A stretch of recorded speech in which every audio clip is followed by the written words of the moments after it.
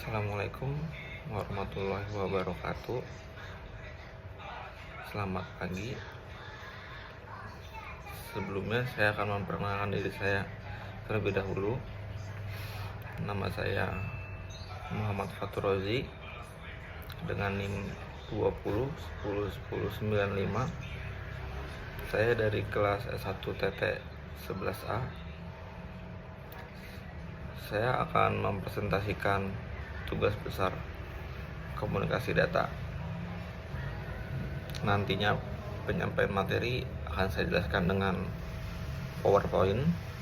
Kemungkinan akan ada 10 menit di materi saya dengan bingung ya. Baik, langsung pada PowerPoint saya. Di sini komunikasi data tugas besar. Saya Muhammad Fatur Rozi dengan NIM 20 10 10 95 dari kelas S1 TT 11A. Saya akan jelaskan apa itu komunikasi data. Jadi komunikasi data dapat dijabarkan atau dijelaskan komunikasi yang artinya bercakap atau bertukar informasi, dan data adalah informasi yang dipertukarkan antara dua perangkat atau lebih. Jadi komunikasi data adalah pertukaran informasi dengan dua perangkat atau lebih. Lalu sini ada parameter dalam komunikasi data. Pertama ada tujuan dan penerima, itu harus benar dan sesuai. Yang kedua, data tidak boleh diubah. Ketiga adalah ada waktu pengiriman. Keempat ada jitter. Jitter adalah selisih waktu antar paket, seperti paket 1 dan paket 2 yang dikirimkan melalui waktu yang sama atau berbeda. Kan misalnya 0 detik, paket 1 0 detik, paket 2 0 detik, dan paket yang ketiga 2 detik, seperti itu. Jitter adalah istilah teknis yang mengacu pada ketidakkonsistenan dengan latensi jaringan. Skor jitter yang rendah berarti bahwa koneksi mempertahankan tingkat konsisten dalam pengiriman waktu. Slide selanjutnya adalah ISO dan TCP/IP. OSI dan TCP/IP. Komunikasi adalah menghubungkan antar paket. Proses komunikasi antar paket yang pertama kali muncul adalah TCP/IP. Lalu kedua adalah OSI. OSI dan TCP/IP dijelaskan dengan konsep layer, dan masing-masing layer menjalankan fungsi yang spesifik atau memiliki fungsinya sendiri yang berbeda-beda. Fungsi dari masing-masing layer dijalankan secara berurutan dari pengirim langsung ke 7 6 5 4 3 2 1, itu dalam OSI. Kalau dalam TCP/IP 4 3 2 1. Baik, pada layer ketujuh ada application layer. Lapisan ini adalah lapisan terdekat dengan user atau dan pengguna, dan menyediakan layanan jaringan langsung kepada aplikasi. Fungsi utamanya menyediakan layanan seperti email dan transfer file. Protokol menyediakan protokol yang digunakan oleh aplikasi untuk berkomunikasi seperti HTTP, FTP, SMTP, dan yang lainnya. Saya jelaskan. HTTP adalah Hypertext Transfer Protocol. Protokol HTTP adalah sebuah protokol yang digunakan untuk mentransfer dokumen atau data dalam World Wide Web (WWW). HTTP mendefinisikan bagaimana suatu pesan dapat diformat dan dikirimkan dari klien ke server, atau sebaliknya. Lalu ada FTP, File Transfer Protocol. FTP adalah sebuah protokol internet yang digunakan untuk mentransfer berkas file komputer antar mesin-mesin dalam sebuah jaringan. FTP berfungsi untuk melakukan pengunduhan dan pengunggahan berkas-berkas komputer antara klien FTP dan server FTP. Protokol SMTP, Simple Mail Transfer Protocol. SMTP adalah sebuah protokol yang digunakan untuk mengirimkan email di internet. SMTP menggunakan TCP dan port 25 protokol. Ini berfungsi untuk mengirimkan email klien ke email server. Pada layar 6 ada application layer. Application ini bertugas untuk memastikan bahwa data yang dikirimkan oleh aplikasi pada satu sistem dapat dibaca oleh aplikasi pada sistem lain. Fungsinya, data translator menerjemahkan data antar format yang digunakan oleh aplikasi dan format jaringan, mengidentifikasi sintak yang digunakan oleh host jaringan, mendeskripsi dan mendeskripsi data. Protokolnya ada SSL, Secure Socket Layer. Protokol SSL adalah sebuah protokol yang digunakan untuk mengamankan koneksi internet antara browser dan server. SSL menggunakan kriptografi untuk menjadikan data sulit dibaca oleh pihak yang tidak berkepentingan. MIME digunakan untuk mengirimkan email yang berisi sebagai jenis data TLS untuk mengirim data saat berpindah dari server ke server yang lain.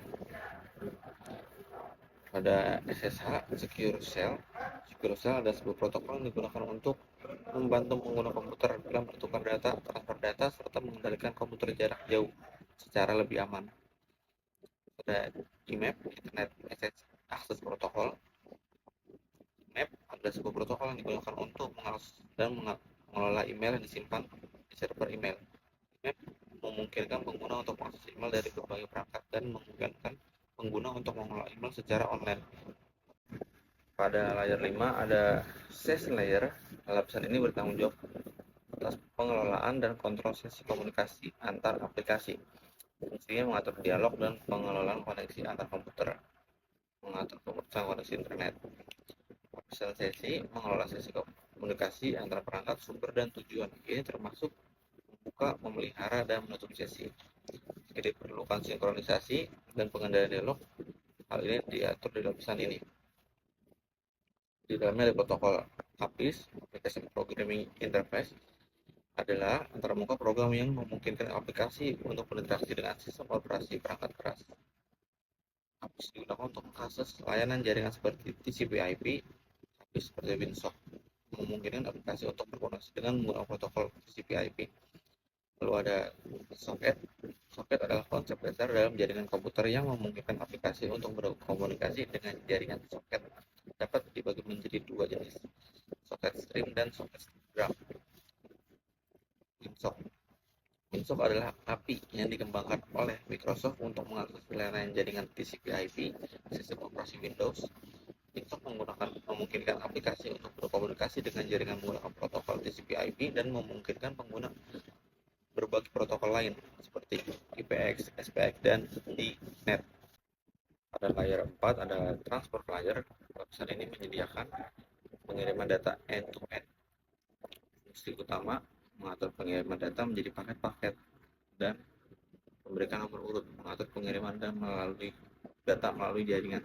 Pada lapisan presentasi dan sesi adalah data. Ketika data mencapai ke lapisan transport, data tersebut disegmentasi oleh. Karena itu PDU dari lapisan transport adalah segmen. Untuk protokol dalam supplier ada TCP dan UDP. Fungsi dari TCP adalah mengirimkan data secara teratur dan berurutan, memastikan kendala data dengan melakukan error check-in dan flow control. Digunakan untuk aplikasi yang membutuhkan kendala tinggi seperti transfer file. UDP fungsinya adalah mengirimkan data tanpa memastikan kendala data.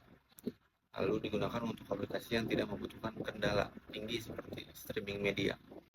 Pada layar 3 ada network layer. Lapisan ini bertanggung jawab atas pengalamatan logis dan penentuan rute untuk pengiriman data. Memiliki fungsi mengatur alamat jaringan dan ruang data ke tujuan, mengatur pengiriman data melalui jaringan. Protokol di dalamnya ada IP. IP adalah internet protokol yang digunakan untuk transfer data antara perangkat jaringan. IP membagi data menjadi paket-paket yang disebut dengan datagram dan memberikan alamat IP pada setiap paket. Lalu ada ICMP, Internet Control Message Protocol. Itu adalah sebuah protokol yang digunakan untuk mengirimkan pesan-pesan kontrol antar perangkat jaringan. ICMP digunakan untuk mengirimkan pesan-pesan seperti tidak dapat dijangkau atau alamat tidak valid. Lalu pada layer kedua ada data link layer. Lapisan ini menyediakan pengiriman data bebas kesalahan antar dua perangkat yang terhubung secara langsung. Fungsinya adalah membagi data menjadi frame-frame, error detection and correction, mendeteksi dan memperbaiki kesalahan yang terjadi pada lapisan fisik. Make media access control, mengatur akses media ke transmisi. Lalu pada layar pertama ada physical layer. Lapisan ini bertanggung jawab atas transmisi fisik data antar perangkat jaringan. Fungsinya adalah mengubah bit menjadi sinyal listrik, gelombang radio atau cahaya, mengatur spesifikasi media transmisi seperti kabel, konektor, dan sinyal, mengatur aspek fisik komunikasi seperti topologi jaringan dan jarak antar perangkat. Ini ada kabelan, lalu bisa pakai kabelan, bisa wireless, bisa optik. Dari physical layer ini perangkat protokolnya. Pada slide terakhir saya akan menjelaskan langkah-langkah dari aplikasi layer ke physical layer. Yang ketujuh adalah aplikasi menghasilkan data. Proses pengguna aplikasi yang berjalan pada perangkat pengguna menghasilkan data. Misalnya ketika pengguna mengetik URL di browser dan menekan enter, aplikasi web browser membuat permintaan HTTP. Penerapan protokol lapisan aplikasi. Data yang dihasilkan oleh aplikasi kemudian diproses oleh protokol yang sesuai di lapisan aplikasi. Misal dalam kasus permintaan HTTP, browser mengemas permintaan ke dalam format yang sesuai dengan protokol HTTP. Lalu enkapsulasi di lapisan aplikasi. Data menjadi pesan aplikasi. Data aplikasi dibungkus dalam format pesan yang sesuai oleh protokol aplikasi. Misalnya HTTP request message. Lalu pengiriman ke lapisan presentasi. Ke presentasan layer. Penyerahan data. Data dari lapisan aplikasi kemudian diteruskan ke lapisan presentasi. Lapisan aplikasi menyediakan antarmuka interface untuk mentransfer data ke lapisan presentasi. Lalu dari lapisan presentasi dapat diterjemahkan ke format yang dapat dipahami oleh penerima, dikompresi untuk efisiensi dan dienkripsi untuk keamanan. Misalnya, jika data perlu dikodekan dalam format tertentu atau perlu dienkripsi, proses ini terjadi di sini. Pengiriman ke lapisan session layer, penyerahan data. Setelah pengolahan oleh lapisan presentasi, data diteruskan ke lapisan sesi. Lapisan sesi mengelola sesi komunikasi antar perangkat, sumber, dan tujuan. Ini termasuk membuka, memelihara, dan menutup sesi. Jika diperlukan sinkronisasi dan pengendalian dialog, hal ini diatur di lapisan ini. Lalu pengiriman ke lapisan transport, penyerahan data. Setelah pengelolaan oleh lapisan sesi, data diteruskan ke lapisan transport, lapisan sesi, menyediakan antarmuka untuk mentransfer data ke lapisan transport. Lalu fungsi lapisan transport, segmen and assembly. Lapisan transport membagi data menjadi segmen-segmen yang lebih kecil jika diperlukan dan menyediakan nomor urut sehingga data dapat direkonstruksi dengan benar di tujuan. Contohnya adalah penggunaan protokol TCP untuk memastikan pengiriman data yang andal. Error recovery and flow control. Lapisan ini juga mengelola kontrol aliran dan pemulihan kesalahan, memastikan data dikirim tanpa kehilangan dan dalam urutan yang benar. Lalu pengiriman ke lapisan jaringan, network layer. Data dari lapisan transport diteruskan ke lapisan jaringan. Lapisan transport menyediakan antarmuka untuk mentransfer data ke lapisan jaringan.